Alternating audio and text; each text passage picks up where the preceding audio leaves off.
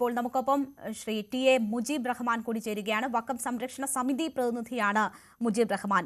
ശ്രീ മുജീബ് റഹ്മാൻ, നോക്കൂ, ഇതൊരു വഖഫ് ഭൂമി അല്ല എന്ന കാര്യം കോടതി ഉത്തരവിൽ വളരെ വ്യക്തമായി തന്നെ പറയുന്നുണ്ട്. ഈ ഭൂമി ഏറ്റെടുത്ത നടപടികളെ വിമർശിക്കുകയും ചെയ്യുന്നുണ്ട്. സിംഗിൾ ബെഞ്ച് ഉത്തരവ് ചോദ്യം ചെയ്ത് എത്തിയ ഘട്ടത്തിലാണ് ഡിവിഷൻ ബെഞ്ച് വിശദമായി തന്നെ ഈ വിഷയത്തിൽ ഒരു ഉത്തരവിറക്കുന്നത്. ഇനി എന്താണ് വഖഫ് സംരക്ഷണ സമിതിയുടെ നീക്കം? ഇതിൽ ഇനി തുടർ നിയമ നടപടികൾ ആഗ്രഹിക്കുന്നുണ്ടോ നിങ്ങൾ?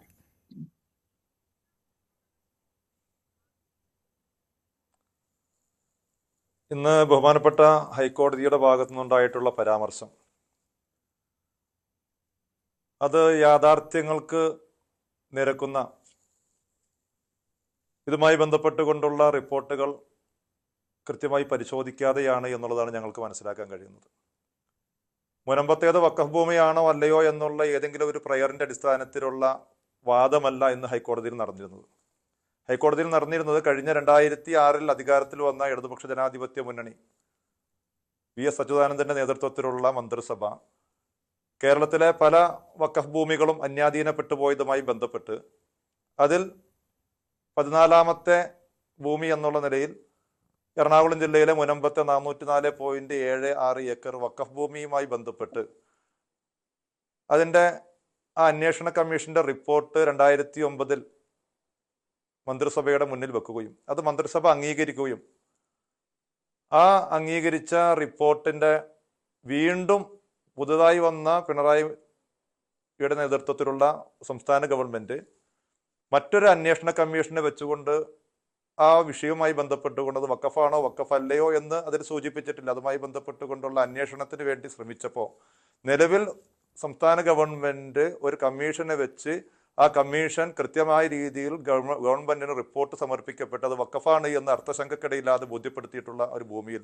വീണ്ടും ഒരു അന്വേഷണ കമ്മീഷനെ വെച്ചത് അത് ശരിയായ നടപടിയല്ല എന്ന് സൂചിപ്പിച്ചുകൊണ്ട് ബഹുമാനപ്പെട്ട കോടതിയെ ഞങ്ങൾ സമീപിക്കുകയും ഇതുമായി ബന്ധപ്പെട്ടുകൊണ്ട് സിംഗിൾ ബെഞ്ച് ഞങ്ങളുടെ ഹർജി പരിഗണിച്ച് സർക്കാരിൻ്റെ ആ വാദങ്ങൾ തള്ളിക്കളയുകയും ആ CN രാമചന്ദ്രൻ കമ്മീഷനെ ഒഴിവാക്കുന്ന രീതിയിലേക്കുള്ള വിധി പ്രഖ്യാപിക്കുകയും ചെയ്തു. അതുമായി ബന്ധപ്പെട്ടുകൊണ്ടുള്ള ഒരു അപ്പീലാണ് സംസ്ഥാന ഗവൺമെന്റ് ഇന്ന് കൊടുത്തതുമായി ബന്ധപ്പെട്ടുകൊണ്ട് ഡിവിഷൻ ബെഞ്ച് ഇന്ന് പരിഗണിച്ചിട്ടുള്ളത്. അതിൽ ഈ CN രാമചന്ദ്രൻ കമ്മീഷനുമായി ബന്ധപ്പെട്ടുകൊണ്ടുള്ള ആ വിഷയത്തെക്കുറിച്ചാണ് കോടതി പറയേണ്ടിയിരുന്നത്.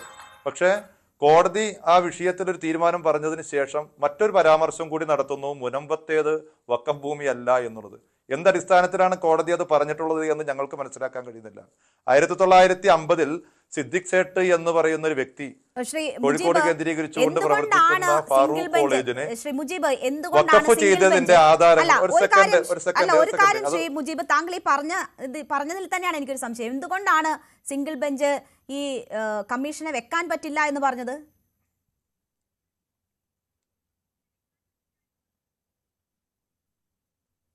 ശ്രീ മുജീബ്, കേൾക്കാമോ? ഒരു ഭൂമി വഖഫ് ഭൂമിയാണ് എന്ന് വളരെ കൃത്യമായ രീതിയിൽ രേഖകളുടെ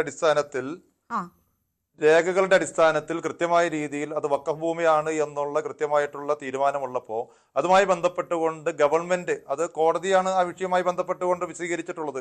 കോടതി ഞങ്ങളുടെ ആ ഹർജി പരിഗണിക്കുകയും ആ കമ്മീഷനെ റദ്ദ് ചെയ്യുകയും ചെയ്യുന്ന സാഹചര്യമുണ്ടായി. അതുമായി ബന്ധപ്പെട്ടാണ് അതുമായി ബന്ധപ്പെട്ടുകൊണ്ടുള്ള ഒരു വാദമാണ് നടന്നിട്ടുള്ളത്. അവിടെ ഇനി ഒരു കമ്മീഷൻ അത് പരിശോധിക്കുന്നത് സാധ്യമല്ല എന്ന് പറഞ്ഞുകൊണ്ടാണല്ലോ. അപ്പോൾ സ്വാഭാവികമായും അതിന് മേലൊരു അപ്പീൽ വരുമ്പോൾ ഡിവിഷൻ ബെഞ്ചിന് അതൊരു വഖഫ് ഭൂമിയാണോ അല്ലയോ എന്നുള്ളൊരു പരിശോധന അത്യാവശ്യമാണല്ലോ. അതിനുശേഷം മാത്രമല്ലേ അതിലൊരു ഉത്തരവിലേക്ക് കടക്കാൻ പറ്റുമല്ലോ. അങ്ങനെയുള്ള ഒരു സ്വാഭാവിക നടപടിക്രമമല്ലേ ഇവിടെ ഡിവിഷൻ ബെഞ്ചിൽ ഉണ്ടായിട്ടുള്ളത്? അല്ല, വഖഫ് ഭൂമിയാണോ എന്ന് പരിശോധിക്കുന്നു സുപ്രീം കോടതി. ഒരു ഭൂമി വഖഫ് ഭൂമിയാണോ അല്ലയോ എന്നുള്ളത് പരിശോധിക്കുന്ന സുപ്രീം കോടതിയോ ബഹുമാനപ്പെട്ട ഹൈക്കോടതിയോ അല്ല. അതുമായി ബന്ധപ്പെട്ടുകൊണ്ട് വഖഫ് ട്രൈബ്യൂണലിൽ ഈ കേസ് നടന്നുകൊണ്ടിരിക്കുകയാണ്. ആ വഖഫ് ട്രൈബ്യൂണൽ നേരത്തെ സമരസമിതിയുടെ ഭാരവാഹിയായിട്ടുള്ള ബെന്നി നേരത്തെ സൂചിപ്പിച്ചു. ഇന്നലെയും അവരുടെ അഭിഭാഷകനായിട്ടുള്ള പൂന്തോട്ടം അവിടെ ട്രൈബ്യൂണലിൽ ഇതുമായി ബന്ധപ്പെട്ടുകൊണ്ട് വഖഫ് ഭൂമിയാണോ അല്ലയോ എന്നുള്ളതിനെ കുറിച്ചുള്ള വാദം നടത്തുമ്പോൾ ഇവിടെ കമ്മീഷനുമായി ബന്ധപ്പെട്ടുകൊണ്ട് ഇന്ന് വന്നിട്ടുള്ള ഈ കോടതിയുടെ വിധിയോ അതല്ലെങ്കിൽ തീരുമാനത്തിന്റെ കൂടെ ഈ പറയപ്പെടുന്ന രീതിയിലേക്ക് മുനമ്പത്തേത് വഖഫ് ഭൂമിയല്ല എന്ന് ഹൈക്കോടതി പറഞ്ഞിട്ടുണ്ട് എങ്കിൽ അത് വസ്തുതകൾ പരിശോധിച്ചുകൊണ്ടല്ല എന്നുള്ളതാണ്. ന്യായം എടുക്കുകയാണെങ്കിൽ അത് സിംഗിൾ ബെഞ്ചിനും ബാധകമല്ലേ? ട്രൈബ്യൂണലിൽ ഒരു തീർപ്പുണ്ടാകുന്നതിന് മുൻപ് ഇത് വഖഫാണ് എന്ന് കണ്ട് കമ്മീഷന്റെ പ്രവർത്തനത്തെ സ്റ്റേ ചെയ്ത സിംഗിൾ ബെഞ്ചിനും അത് ബാധകമാകില്ലേ? അപ്പോൾ അന്ന് നിങ്ങൾക്ക് ഈ എതിർപ്പില്ലായിരുന്നല്ലോ. സിംഗിൾ ബെഞ്ച് ഈ വിഷയവുമായി ബന്ധപ്പെട്ടുകൊണ്ട് ട്രൈബ്യൂണലിൽ തീരുമാനമാകുന്നതിന് മുൻപ് സിംഗിൾ ബെഞ്ച് അങ്ങനെ ഒരു നിലപാടെടുത്തതിൽ നിങ്ങൾക്ക് ബുദ്ധിമുട്ടില്ല. പക്ഷേ ഇപ്പോൾ കമ്മീഷൻ പ്രവർത്തനം തുടരാം. ഇത് ആ സാഹചര്യത്തിൽ ഡിവിഷൻ ബെഞ്ച് ചൂണ്ടിക്കാട്ടുമ്പോൾ നിങ്ങൾക്ക് ട്രൈബ്യൂണലിൽ തെറ്റിദ്ധരിപ്പിക്കരുത്. ഞങ്ങളെ സംബന്ധിച്ചിടത്തോളം ഹൈക്കോടതിയെ ഞങ്ങൾ സമീപിച്ചിട്ടുള്ളത് നിലവിലുള്ള അവസ്ഥയിൽ ഞാൻ വിഷയത്തിലും അതിൽ തന്നെ കറങ്ങുന്നത് ശരിയല്ല. CN രാമചന്ദ്രൻ കമ്മീഷന്റെ അന്വേഷണ ചുമതലപ്പെടുത്തിയതുമായി ബന്ധപ്പെട്ടുകൊണ്ടാണ്. ഇന്ന് ഡിവിഷൻ ബെഞ്ച് ആ വിഷയവുമായി ബന്ധപ്പെട്ടുകൊണ്ട് വിധി പറഞ്ഞിട്ടുണ്ട്. ഞങ്ങൾക്ക് എതിരായിട്ടുള്ള വിധിയാ പറഞ്ഞിട്ടുള്ളത്. സർക്കാരിന് അനുകൂലമായി ഞങ്ങൾ അംഗീകരിക്കുന്നു. കോടതിക്ക് കോടതിയുടെ നിഗമനങ്ങളുടെയും തീരുമാനങ്ങളും എടുക്കുക. ഒരിക്കലും കോടതിയെ ഞങ്ങൾ വിമർശിക്കുന്നുണ്ട്. പക്ഷേ കോടതിയുടെ ആ പ്രയറിൽ വരാത്ത ഒരു വിഷയം കോടതി എടുത്തുകൊണ്ട് ഇവിടെ നിലവിലുള്ള അവസ്ഥയിൽ ഇതുമായി ബന്ധപ്പെട്ടുകൊണ്ട് വഖഫ് ട്രൈബ്യൂണലിന്റെ പരിഗണനയിൽ ഇരിക്കുന്ന ഒരു കേസുമായി ബന്ധപ്പെട്ട് ഒരു വിധിയല്ല വന്നിട്ടുള്ളത്. അവിടെ അന്തിമമായി മുൻപത്തേത് വഖഫ് ഭൂമിയാണ് എന്നുള്ള വിധിയല്ല കോടതി പറഞ്ഞിട്ടുള്ളത്. ഒരു പരാമർശം നടത്തി പോയിട്ടുണ്ട്. ഉത്തരവിന്റെ സ്വഭാവത്തിൽ തന്നെയാണ്, ഉത്തരവായി തന്നെയാണ് കോടതി അത് പ്രഖ്യാപിച്ചിട്ടുള്ളത്. നമുക്ക് വായിക്കാം. 122 പേജുള്ള ഉത്തരവ് തന്നെയാണ് കോടതി പുറത്തിറക്കിയിരിക്കുന്നത്. വരട്ടെ. അതുമായി ബന്ധപ്പെട്ടുകൊണ്ട് ബഹുമാനപ്പെട്ട കോടതി അല്ല, മാധ്യമങ്ങൾ ആ രീതിയിലൊക്കെ ചിലപ്പോൾ വ്യാഖ്യാനിക്കുന്നുണ്ടാകും. പക്ഷേ മാധ്യമങ്ങളോ ഇങ്ങനെ ഒരു യാദൃച്ഛികമായ പരാമർശം മാത്രമാണ് നടത്തിയിട്ടുള്ളത്. ആ പരാമർശം കോടതി ഞാൻ സംസാരിക്കട്ടെ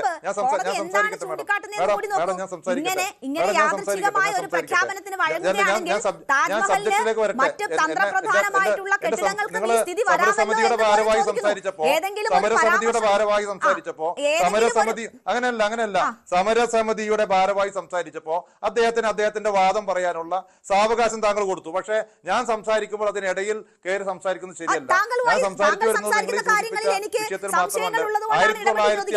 1950 പരാമർശം നടത്തിയെന്ന് താങ്കൾ വ്യക്തമായി എന്തുകൊണ്ടാണ് ഇത്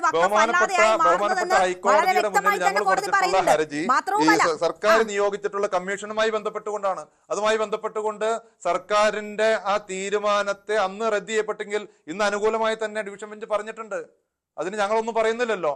പക്ഷേ സർക്കാരിന്റെ ഈ പറയപ്പെടുന്ന കോടതിയുടെ പരിഗണനയിൽ ഇല്ലാത്തൊരു വിഷയത്തിൽ കോടതിയുടെ അഭിപ്രായം പ്രകടനം നടത്തിയിട്ടുണ്ട്. അത് ഞങ്ങളെ സംബന്ധിച്ചിടത്തോളം കോടതിയുടെ ആ നിലപാടിനെ ഞങ്ങൾക്ക് ശക്തമായിട്ടുള്ള വിയോജിപ്പ് അതിനെ ഞങ്ങൾ രേഖപ്പെടുത്തുകയാണ്. ഞങ്ങൾ മേൽക്കോടതിയുമായി ബന്ധപ്പെട്ടുകൊണ്ട് അതുമായി ബന്ധപ്പെട്ടുകൊണ്ടുള്ള നിയമ പോരാട്ടങ്ങൾ നടത്തും. അവിടെ ഞങ്ങൾക്ക് കാര്യം സൂചിപ്പിക്കാനുള്ളത്, എനിക്കൊരു സൂചിപ്പിക്കാനുള്ള വിഷയത്തിലേക്ക് പറയാനുള്ളൊരു അവസരം തരേണ്ടതുണ്ട്. ഇവിടെ ഏതൊരാൾക്കും വളരെ കൃത്യമായി ബോധ്യപ്പെടുന്ന കാര്യമാണ്.